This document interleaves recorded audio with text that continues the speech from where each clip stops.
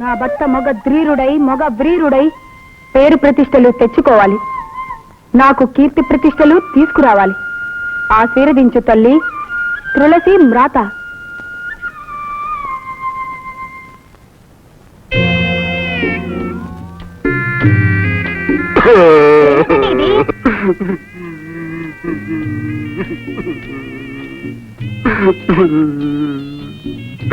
రాజేంద్ర బాబు తనకంటే పెద్ద మీసం ఉందని సగం మీసం తీయించేశాడే.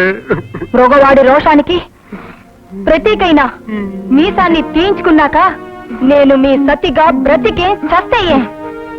తల్లి తులసి మ్రాత, నేనే గనక పరమ ప్రతివ్రతనైతే, సీత సావిత్రి అనశీల జాతికి చెందిన దాన్నైతే, నా భర్తను అవమానించిన వాడి తల 3 ముక్కలైపోవాలి.